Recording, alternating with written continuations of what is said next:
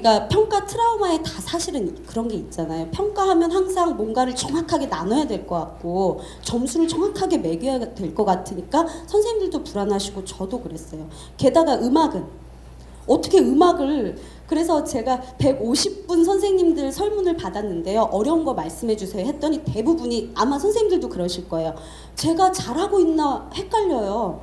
음악을 어떻게 정확하고 객관적인 평가를 했는지 불안해요. 네, 당연히 불안하죠. 이게 어떻게 객관적으로 나눌 수가 있을까요? 그러니까 우리가 그 평가는 항상 정확하게 나눠야 돼, 등수를 매겨야 돼, 이 생각에 사로잡혀 있으니까 불안하신 거예요. 그러니까 그 생각이 이제 좀 바뀌면 평가가 오히려 평가에 있어서 너그러워질 수 있지 않을까, 이런 생각이 듭니다. 그래서 이제 평가는 정확하게 나누고 측정하는 평가가 아니라 이런 성장과 발달을 돕는 평가가 되어야 한다. 네, 이런 걸 이제 생각을 한번 해보시면서요. 이제 그 설문조사한 결과를 함께 살펴보도록 하겠습니다. 네, 네, 음악 수업 평가는 더 어려워요. 이건 다 설명 안 드려도 아시죠? 이거는 넘어가겠습니다. 음악은 더 어렵다는 거예요. 네. 저 선생님들 150분 정도가 설문조사에 참여해 주셨어요. 초등은 중등과 달라서요. 내가 음악에 관심이 없어도 수업을 하셔야 돼요. 네. 그리고 음악을 잘 몰라도 하셔야 돼요. 교대는 음악교육과만 있는 게 아니거든요. 그런데 설문조사 150분 중에 10년에서 20년 선생님이 제일 많이 참여해 주셨고, 그리고 12학급 이상 선생님이 많이 참여해 주셨습니다. 넘어가면요. 저기 보세요. 왼쪽에 일반 학급 담임 선생님들이 아주 많이 참여해 주셨어요. 150분. 왜냐면 이게 사실 이래요. 초등 현장이. 그래서 저기 보면 나는, 오른쪽에 보시면 음악 전공하신 선생님 파란색 있으시잖아요. 음악에 대해서 그냥 그렇거나 음악 수업이 나는 어렵고 싫다가 반을 넘게 차지하고 있습니다. 그런데 수업을 하고 계세요. 그래 넘어가셔도 돼요, 선생님. 그러니까 얼마나 어려우시겠어요. 나는 음악도 모르는데 음악을 가르쳐야 되고 평가해야 되니까 어려운 게 당연하죠. 이게 초등의 현실입니다. 중등과는 좀 다른. 그래서 이제 이런 상황이고요. 이제 평가 계획부터 하겠는데요. 선생님들이 평가 계획을 수립하실 때 방법입니다. 근데 저도 인디스쿨 음악 수업 모임을 하고 있지만 이 인디스쿨 그 커뮤니티에 보면 선생님들이 수행평가 계획 세우신 것들이 많이 올라와 있어요. 그런데 어떻게 하시나요? 해서 내가 직접 확인해서 성취 기준 확인하면서 계획을 수립합니다의 대답은 28%입니다. 네. 그래서 다른 분들은 그럼 어떻게 하시냐면 이런데 공유되어 있는 평가 계획 있잖아요. 그거를 좀 일부 수정하거나 아니면 참 부끄럽지만 그대로 쓴다라는 대답도 사실 많았습니다. 네.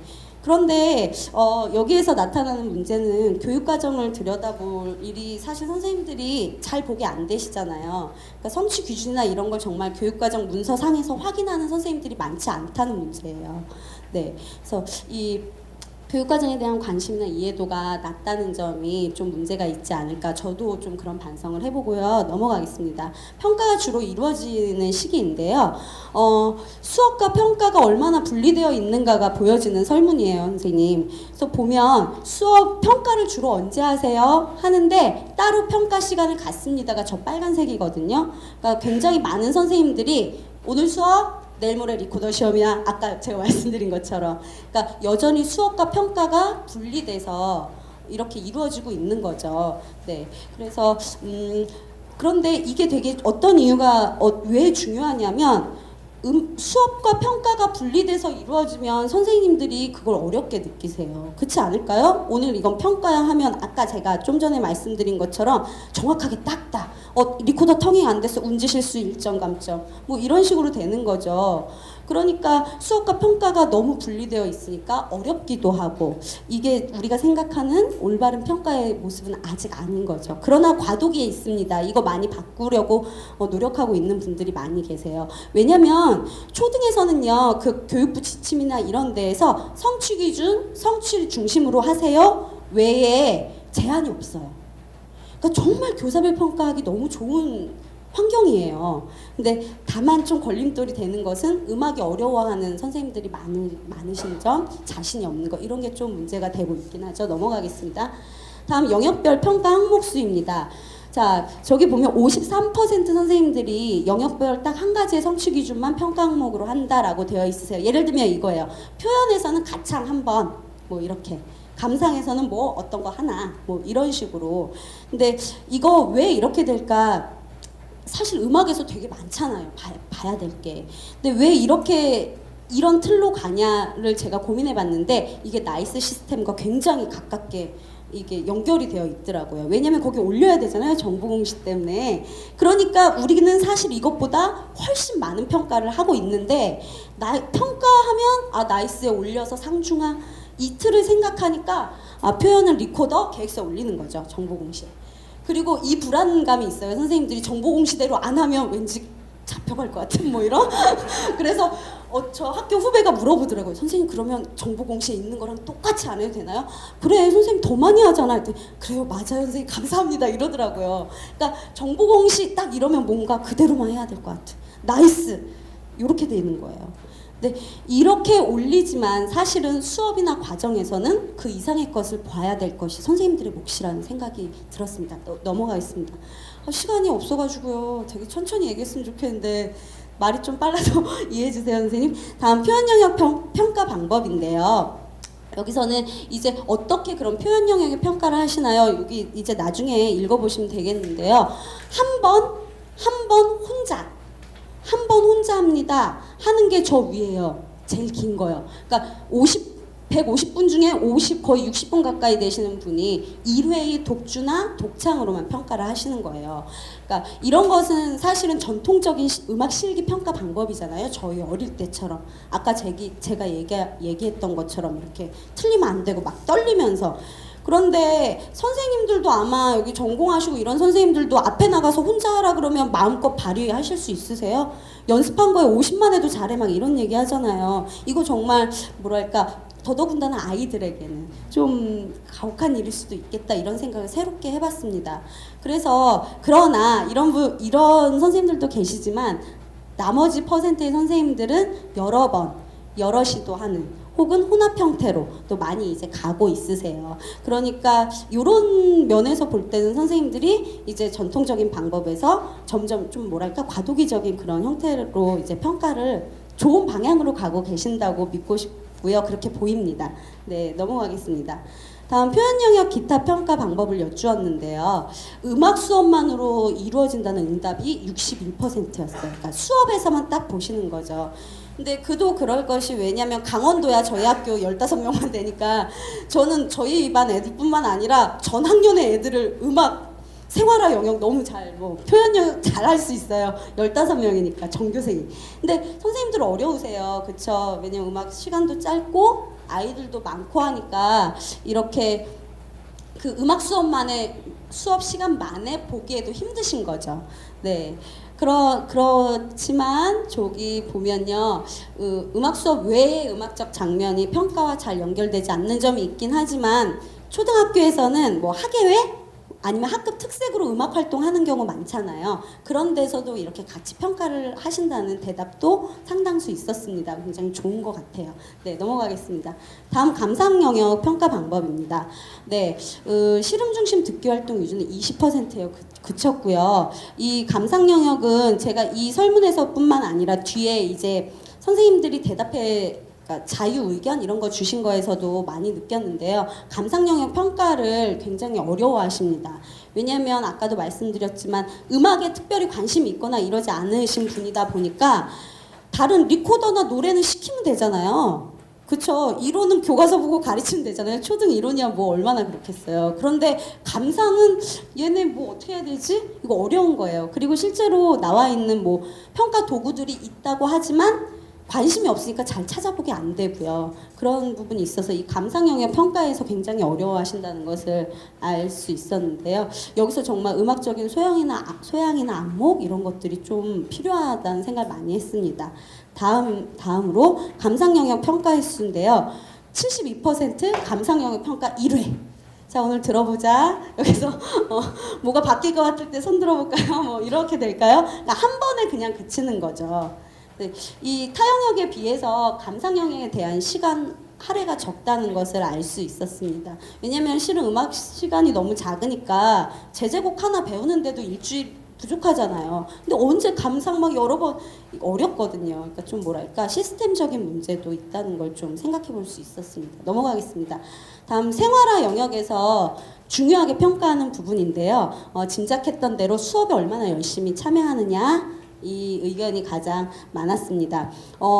그 선생님들 의견에 이런 내용이 있었어요. 초등에서 꼭 애들 막 연주를 얼마나 기능적으로 잘하고, 뭐 음악 이론 얼마나 잘 알고 이거 해야 돼? 초등학교에서 음악은 즐거움 되지 않아? 즐겁게? 이런 의견도 있었고요. 같이 좀 생각해 볼 문제인 것 같고요. 그리고 또, 어떤 선생님이 의견을 주셨는데, 음악적인 성장 발달이 많았을 수 있어요. 그런데 수업에는 얘가 막 적극적이거나 활발하지 않으면 그게 드러나지 않는 애들 있잖아요. 그런 애들 평가가 어렵다는 이야기 있었거든요. 실제로 저도 이제 그런 아이 만나면 어렵고요. 그래서 이런 부분에서 같이 그런 생각을 좀 해보았습니다. 넘어가겠습니다. 그 다음 생활화 영역 평가 방법인데요. 네, 여기서는 이제 당연히 교사 관찰이 많이 있었습니다. 59% 있었는데요. 그 외에 뭐 보고서나 체크리스트 이런 의견들도 있긴 했는데 여기서 이제 그런 선생님들이 많이 의견을 내주셨어요. 내가 보는 게 관찰은 하는데 내 관찰이 정확할까? 이런 불안이 많이 있으신 거. 네. 네. 그래서 그 교사의 안목을 높여야겠다는 의견도 많았고요. 이런 설문과 같이요. 그 다음에 생활화 영역에서는 특히 교사가 뭐 수업에서만 하는 것뿐만 아니라 얘가 생활 속에서도 어떻게 하는지, 얘가 그런 활동을 많이 하는지 이런 것까지 봐야 되니까 역시 어려운 점이 많다고 얘기해 주신 부분입니다. 넘어가겠습니다. 네, 그 다음 이제 과정평가가 이루어지는 정도를 여쭈었어요. 근데, 그 과정 중심 평가가 얼마나 이루어지나요? 하는데, 그래도 생각보다 85% 이상 선생님들이 그냥 보통 정도는 과정 중심으로 평가합니다. 수업 중에. 이런 의견이 많이 있었습니다. 그래서 이것은 이제 음악 수업에서 음악 수업 평가를 하나의 흐름으로 좀 이렇게 보려는 그런 시각, 뭐 그런 변화 이런 것들이 좀 그래도 있지 않을까. 네, 이런 생각을 해보았습니다. 넘어가겠습니다. 그 다음 과정평가가 어려운 이유를 여쭤봤는데요. 초등학교에서 주당 2시간을 음악 수업 하는데 이마저도 잘 안 돼요. 초등학교에서는 학예회가 엄청 중요하잖아요. 그러니까 음악 시간 쪽에서 빨리 학예회 할 거 연습시키거든요. 그러니까 음악 수업 2시간이 그렇게 많지 않고 음악 수업에 자신이 없다 보니까 예를 들어 수학 진도 못 나가면 음악이라고는 써있지만 야 수학은 해야 되잖아 하면서 수학하는 거예요. 그러니까 저희 음악 수업 하는 선생님 중에서도 솔직하게 고백한 선생님이 있어요. 사실은 저는 왜 왔냐면 음악 뭐 수업 하나 빼고 다른 거 해야 되면 저는 음악부터 빼요. 이런 고백하신 선생님도 있어요. 저희 모임 하시는데도 심지어. 그러니까 일주일 2시간도 충실히 이루어지지 않거든요. 수업하기 어려운데 언제 평가 제대로 발달을 보고 성장을 보겠습니까? 근데 이거는 선생님들이 노력해도 되는 일이 아니잖아요. 음악 시간을 뭐 주당 4시간씩 할 수 없잖아요. 그러니까 이거는 이제 좀 다른 방법을 찾아야 되죠. 그래서 뭐 아까 선생님 누구 말씀하신 것처럼 재구성해서 한다던가 타교과랑 통합한다거나 뭐 이런 식으로 그렇게 하는 방법을 좀 찾아봐야 될 것 같다는 생각을 했습니다. 네, 넘어가겠습니다. 네, 교과 발달사항 통지 내용인데요. 제가 통지를 여쭤본 이유는 사실은 이제 이 평가 패러다임이 바뀌면서 통지가 굉장히 중요해졌어요. 그쵸, 선생님? 왜냐면 옛날에는 수미한가만 매겨서 보내면 됐지만 이제 통지는 평가는 그런 의미가 아니잖아요. 이제 평가는 어떻게 보면 수업하고 있는데 얘가 뭐가 어려운 것 같아. 수정아, 뭐가 어려워? 선생님 파샵 뭔지 모르겠어요. 그럼 평가한 거예요. 파샵이 막히네? 평가한 거예요. 그럼 뭐 해야 돼? 바로 지원해야 돼요. 파샵 이렇게 잡아볼까? 그래, 한번 3번 더 연습해볼까? 평가하고 지원까지 하신 거거든요. 교육과정 수업 평가하신 거예요. 근데 여기서 멈추는 게 아니라 이제 이 아이가 얼마나 성장하고 발달했는지를 부모님에게도 알려드리고 학교에서 도움받을 수 있는 거 도움받고 그래서 통지를 해야 되는데 선생님들 통지 내용 어떠세요? 사실 보면 성취 기준 복사, 클릭, 리코더 뭐를 잘 볼 수 있습니다. 국어에서 그러시잖아요. 주장을 근거를 바르게 돼서 주장하는 글을 쓸 수 있습니다. 성취 기준을 그냥 서술해요. 제서술. 그러니까 좀 뭐랄까 엄마들이 보시기에는 많이 써주지만 영혼 없는 기술처럼 느껴지는 거죠. 네. 근데 이 성장 발달 평가는요, 이 뭐를 얘기하는 거냐면 그 속에서 그냥 얘가 뭐 무슨 활동했어요가 아니라 어떻게 성장하고 발달했어요를 알려드리는 거잖아요. 근데 저도 그렇고 그게 뭐야 어떻게 말해? 이거를 잘 모르겠는 거예요. 또 통지가 그런 식의 통지가 되어야 된다는 얘기를 하고 있습니다. 강원도 교사에서 강원도 자랑을 하자면요. 강원도는 2013년도부터 행복성장 평가자로 초등은 전면 실시해요. 그래서 성장과 발달 장면을 잘 써줘라 라고 계속 권유하고 있고요. 그 평가 안착을 위해서 노력을 많이 하고 있어요. 그런 선생님들이 제일 어려워하시고 막히시는 게 통지를 못하겠다고 하시거든요. 근데 이런 것은 통지 사례가 많이 공유가 돼서 아 음악에서는 이런 성장이나 이런 발달 측면을 서술해주면 되는구나 이거를 좀 공유가 됐으면 좋겠어요. 네, 예를 들면 제가 이제 저도 2년째 그 평가 정책 연구하고 있어서 어쩔 수 없이 자꾸 시켜요 하라고. 그래서 수학을 해봤는데 예를 들면 이렇게 하시는 거죠. 4학년인데요 나눗셈을 못해요. 그럼 기존의 성취 기준으로 하면 얘는 그냥 수학 하예요. 못 풀어요. 성취 기준대로 넣으면 얘는 그냥 수학하, 나눗셈 못함 이지만 성장과 발달은 이렇게 보면 되죠. 선생님들 이미 다 하고 계시거든요. 사실은 물어보니까 얘를 다 보니까 9구단 다 외우고 나눗셈 뒷부분은 하는데 막히는 게 뭐냐면 덜어내기가 안 되는 거예요. 15에 7이 몇 번이나 덜어낼 수 있을까가 그것 때문에 못해요. 그러면 그거 지원해주고 어떻게 통지하냐면 나눗셈 하가 아니라 덜어내기에서 어려워서 나눗셈을 잘 못했는데 이런 것을 자꾸 연습해 보니까 이제 더 쉬운 덜어내기는 됩니다. 두 자릿수에서 한 자릿수 덜어내기는 됩니다. 이거 연습하면 더 잘할 수 있을 것 같아요. 가능성까지 통지해 주시라는 거죠. 음악도 다를까요? 음악도 그렇게 할 수 있잖아요. 네, 그러니까 그런 통지에 대해서 좀 중요하다는 거고요. 네, 넘어가겠습니다. 그래서 제가 이런 분석에서 보니까 선생님들이 어려워하는 걸 네 가지로 줄여볼 수 있겠더라고요. 첫 번째는 저런 거예요. 나 음악 자신 없어. 난 전문가가 아니야. 내가 평가 잘했나 모르겠어. 자신감을 그냥 가지셔도 될 것 같아요. 네, 초등에서는. 그래서 자신감을 갖고 전문성을 더 키우시면 되지 않을까요? 왜냐면 평가 잘하는 방법은요. 그건 뭐냐면 수업의 질을 높이는 거거든요. 네. 평가가 따로 하는 게 아니잖아요. 수업 중에 잘 보고 지원해 주는 게 평가 잘하는 거니까 평가 어떻게 잘하죠? 음악 수업의 질을 높이시면 되지 않을까 이런 생각이 들고요. 두 번째는 네 이거요. 각자 연습해 오세요. 다음 시간에 리코더 시험 볼 거예요. 이거 뭐냐면 수업과 평가의 강한 분리거든요. 이제 이 분리를 없애고 수업 안으로 평가를 가지고 들어오시면 좀 네, 편해지시지 않을까요? 네, 넘어가겠습니다. 다음은 세 번째는요. 아까 배웠던 이런 시스템 문제인데 저거는 함께 고민해봐야 될 문제인 것 같습니다. 음악 수업 시수는 안 늘려줄 것 같죠? 아무래도. 네, 그래가지고 네, 저거 네. 그 다음은 이제 내가 제대로 평가한 건지 확인할 수 없으니까 답답해요. 이런 말이 있는데요. 네. 그래서 이거는 이제 측정하려니까 어렵죠. 답답하고 측정하지 말고 총평으로서의 평가관을 좀 가지시면 쉬워지실 것 같아요. 마지막으로 제가 이제 정리하고 내려갈 텐데요. 이런 거 읽었습니다. 그래서 이제 평가보다는 진단이 중요한 것 같아요. 선생님. 잘 봐주는 거, 뭐가 막히는지. 그런데 어떤 선생님들이 이렇게 말씀하시죠. 내 진단이 틀렸으면 어떡해요? 의사가 진단 잘못하면 큰일 나잖아요. 근데 학급 담임을 맡고 있는, 특히나 초등은 하루 종일 보는데 그 담임 선생님이 진단하는 것 이상 정확한 게 있을까요? 그래서 진단은 뭐라 그럴까 유의미한 편견을 갖는 거라고 했습니다. 근데 그 편견은 어떤 거냐면 얘는 안 되겠어가 아니라 얘는 이렇게 하면 잘 되겠어 하는 편견을 가지고 유익한 편견을 가지고 아이들을 어떻게 도와줄까 이런 생각을 하시면 그게 좋은 평가로 가는 첫걸음이 아닐까 생각을 해보고요. 그래서 간단한 제안은 이제 과정 중심 과정 보시고 양적 평가 하시려니까 부담되잖아요. 정확히 해야 될 것 같고 이제 질적 평가 질적인 분석을 하시면서 보시면 좋으실 것 같고요. 그리고 이제 평가 이 트라우마가 있어서 저 평가에서 벗어나기가 힘들어요. 만약에 그러시다면 평가가 아니라 계속 수시로 진단해 주시는 거 특히 초등은 그렇게 해주시면 좋겠어요.